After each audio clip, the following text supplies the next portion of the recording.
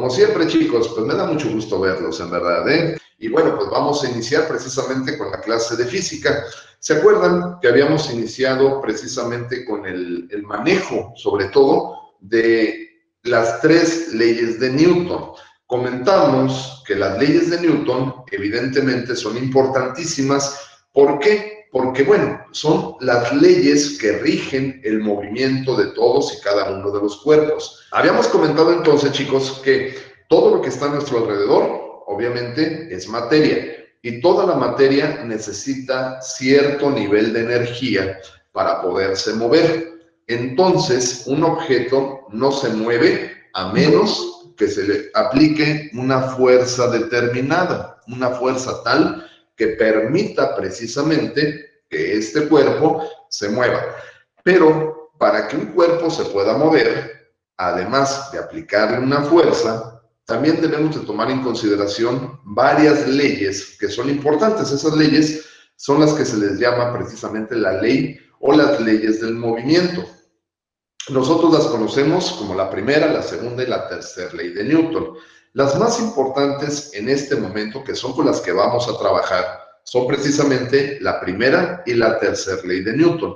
Ya comentamos la clase pasada que la primera ley de Newton es aquella que dice que todo cuerpo permanece en estado de reposo a menos que llegue una fuerza y provoque un cambio, o que todo cuerpo permanece en movimiento a menos que haya una fuerza que lo obligue a detenerse. Dijimos que si el objeto va caminando o de alguna forma se transporta por el suelo, la fuerza que lo va a obligar a detenerse es la fuerza que se llama fuerza de fricción.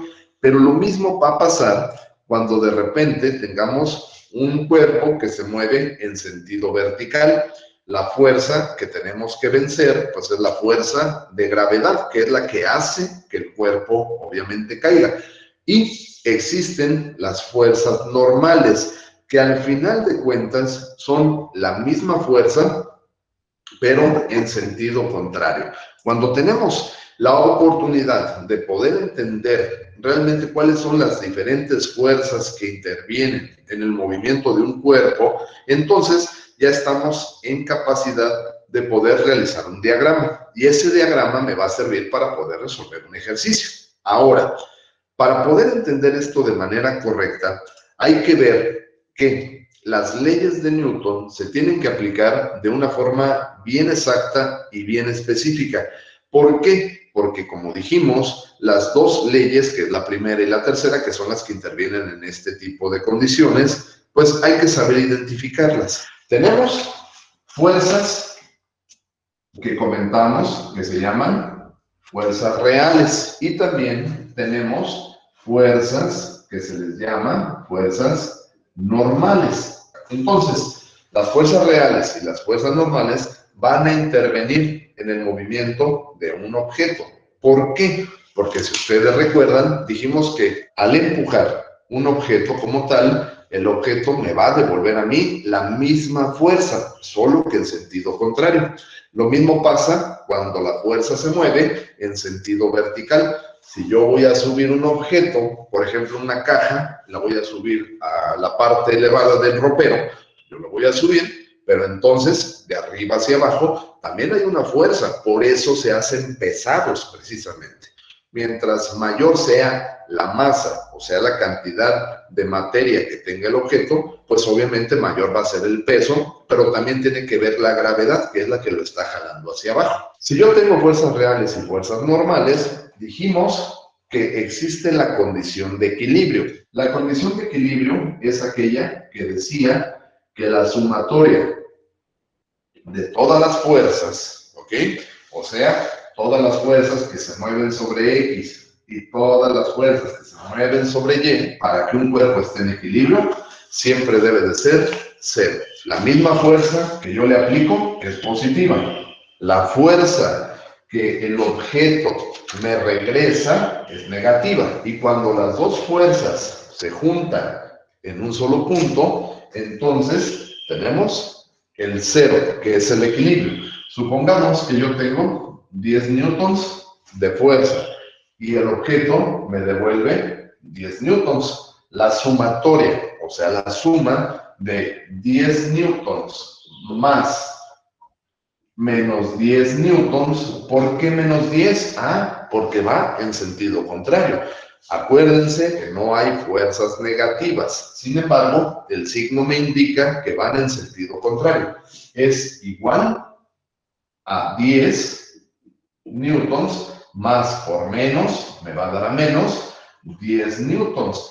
Y 10 newtons menos 10 newtons, pues me da 0 newtons. Entonces, sí se cumple la condición.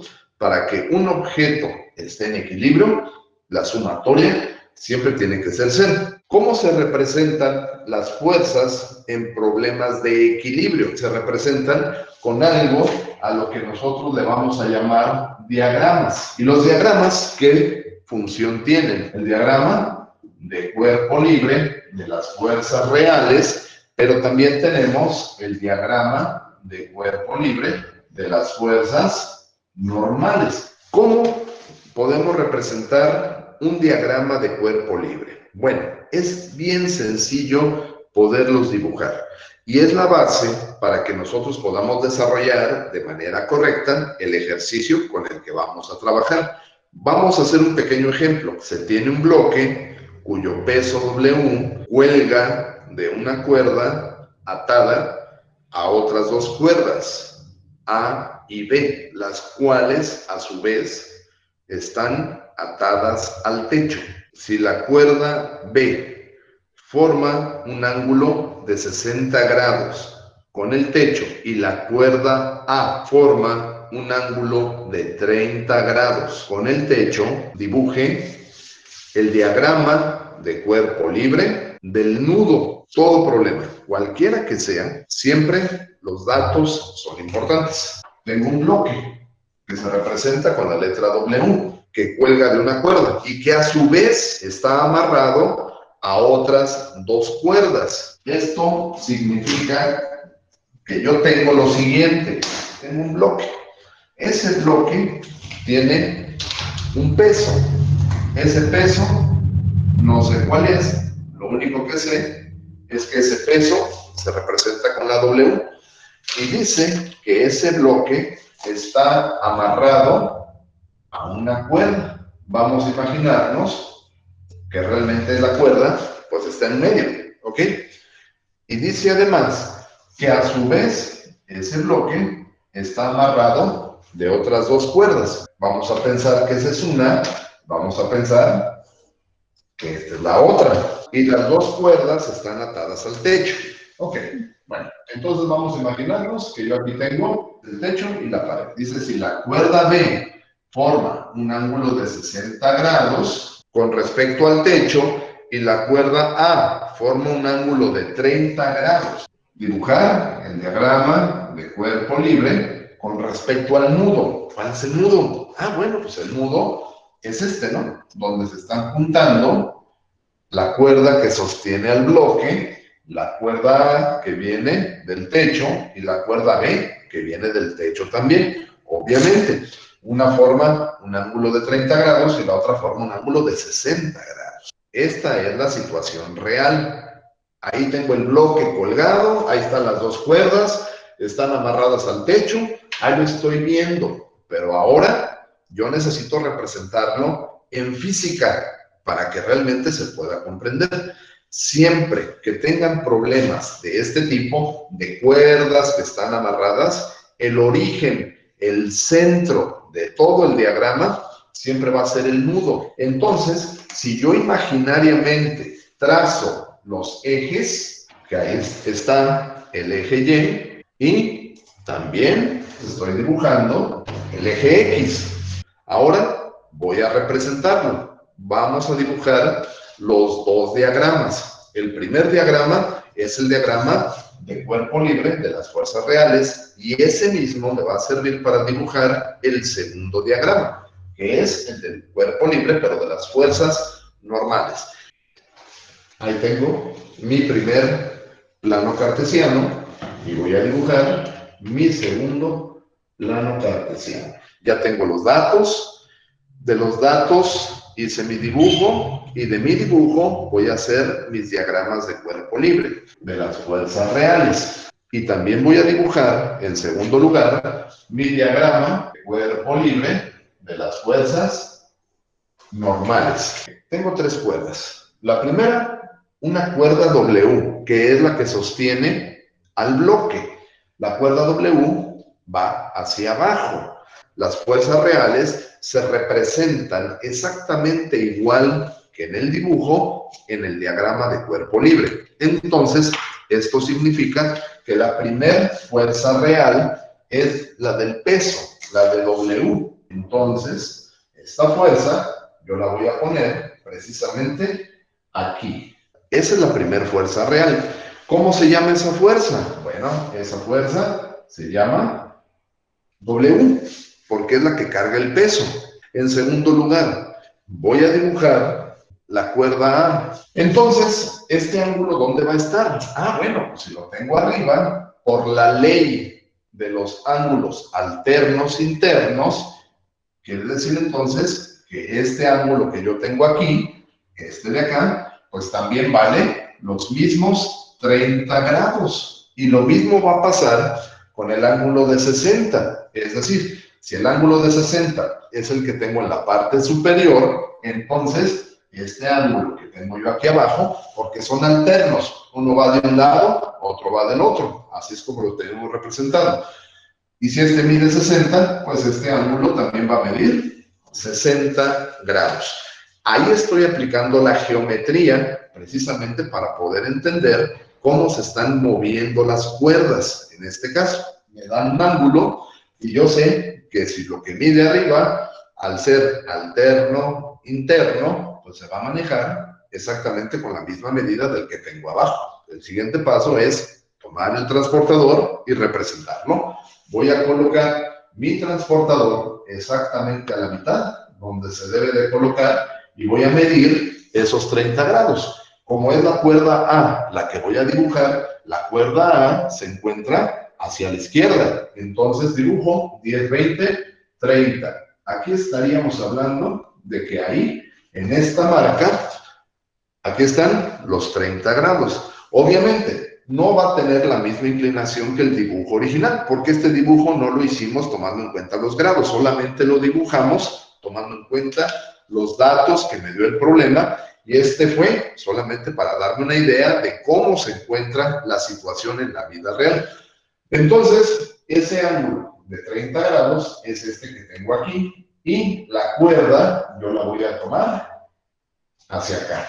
Mi cuerda, que es esta de acá. ¿Con qué? Ah, pues bien fácil, con el ángulo de 30 grados. Ahora voy a hacer el dibujo de la cuerda B. Y como ya quedamos, si la cuerda B tiene un ángulo de 60 grados hacia arriba, pues entonces sobre el eje también va a tener los mismos 60 grados. ¿Por qué? Porque se está cumpliendo la ley de los alternos internos, así de sencillo. Entonces, ¿cuánto va a medir ese ángulo? Pues ese ángulo mide 60. Vuelvo a tomar mi transportador, sería mi ángulo de 60 grados. Entonces, este ángulo me va a servir como referencia para manejar mi cuerda. Ahí está.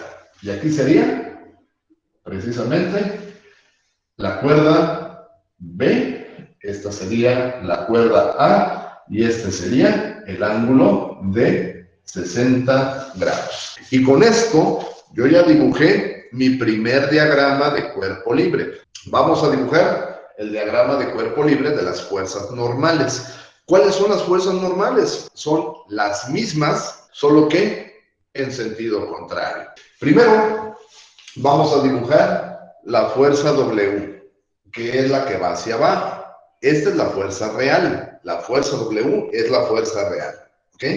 Ahora díganme ustedes, por lógica, ¿hacia dónde se mueve la fuerza normal? La fuerza normal sería la misma, con el mismo valor, obviamente, nada más que pues, en sentido contrario. Ahora, voy a dibujar el diagrama de cuerpo libre de la fuerza normal, pero de la fuerza A. Entonces, yo tendría que colocar de nueva cuenta mi transportador, ahora de cabeza, y voy a medir esos 30 grados. Pero esos 30 grados van a estar hacia acá, porque es la cuerda que continúa 30 grados. Aquí estaría la cuerda. Entonces, esto significa que mi diagrama de cuerpo libre de una fuerza normal, o de este caso de la cuerda A, sería este de acá. Y este seguiría siendo la cuerda A, obviamente con sentido negativo. Y de la misma manera dibujo el de la cuerda B, que es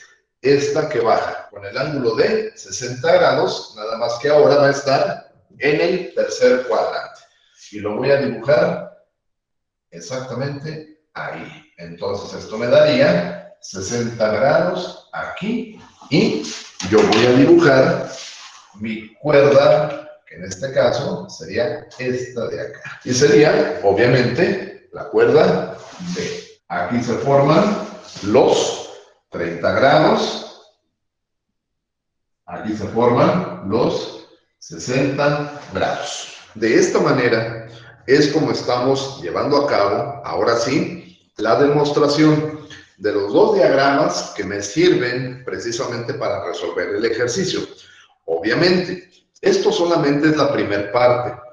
Esta primera parte solamente es interpretar los datos, dibujarlos en un esquema y luego hacerlo en diagrama, tanto uno como el otro, para entender que las fuerzas en un objeto se mueven en todos los sentidos. Y eso es bueno porque de alguna manera no significa que nada más al aplicar una fuerza a un objeto sea la única fuerza que exista. No, el objeto me va a devolver la misma fuerza y también de arriba hacia abajo, o sea, el peso, pero también hay una fuerza contraria.